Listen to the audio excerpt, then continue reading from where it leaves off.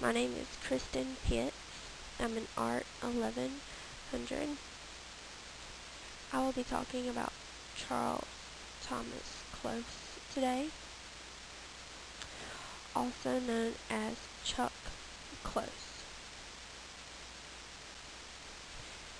Chuck Close was born to a loving mother and father July 5th, 1940.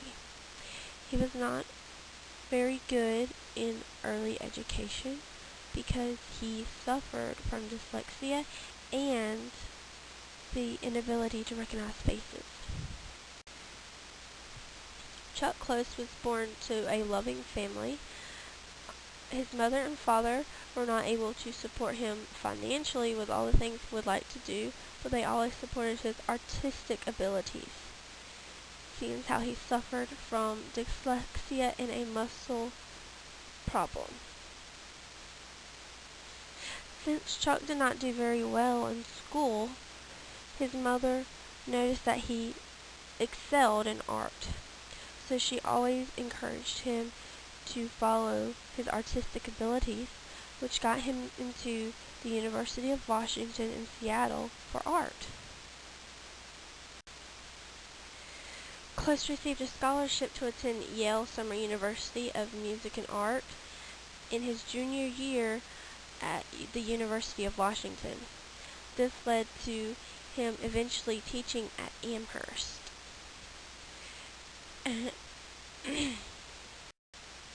In January of 1967, the college held a solo exhibit of pop-inspired works by Close, which sparked an outrage from the administration because he used full frontal nude male images. This led to a lawsuit. Because of the lawsuit, that ended his time at Amherst. So he moved to New York, where he met Leslie Rose again, who was a former student. In that December, they got married. She has always been his help. What you see here is the big nude. This is abstract and figurative painting. This is one of the main things that Chuck is known for. The painting reads as traditional figure drawing, or it could also be read as an abstract. Big Self-Portrait, which is in black and white, was one of Close's mural-sized works, painted from photographs. This painting took about 4 months to complete. Close ended up taking multiple pictures of himself from his neck and head to fill the frame. What you see here is fanning. This is a type of finger painting that Close did before he became paralyzed. With this, he was able to use different parts of his fingerprints to touch hard or soft to make the details. This is another photo that Close did, but this was after he was paralyzed. He does this as an equivalent to finger painting. He uses diamonds to do smaller areas of the whole bigger picture. In this, you see Chuck Close in his wheelchair, Michael Danoff, Donald Farnsworth, and Brad Pitt. They are also standing in front of Close's 2009 Tasteful portrait of Brad. This is at the Pace Wildenstein in New York on May the 1st, 2009. Along with painting celebrities, he also has done multiple Tasteful's of different presidents. Here you see Bill Clinton and President Obama, which are both also on display. In this, you see Close doing a photo shoot to be able to paint one of his figures. For this, you have to sit very still while he takes multiple pictures of you, so he'll be able to have the right picture to do the painting.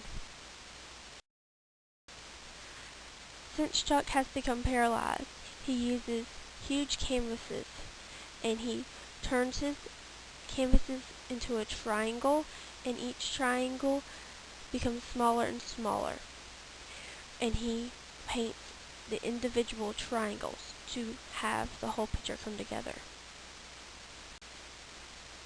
Since Close is paralyzed, he uses a special brace on his arm to help him paint. He attaches a paintbrush to his hand and moves his arm to apply the paint onto the canvas. And this is using total control as much as he can. Another thing Close uses is the grid.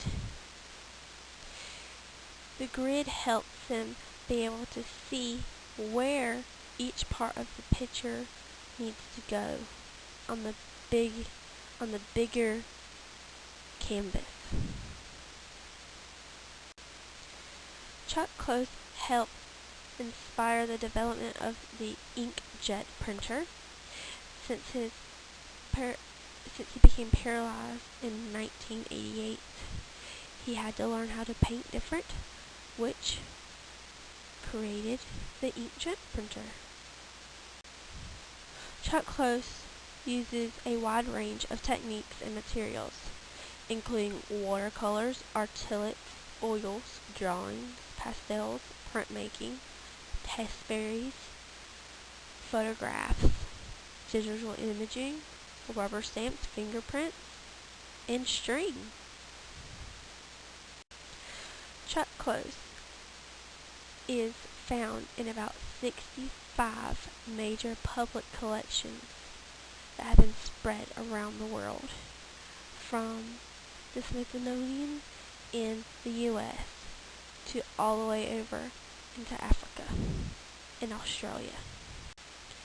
Chuck Close has had a lot to overcome during his lifetime, and he's still having to overcome stuff, from being dyslexic to being paralyzed. He is one of America's most famous painters and artists.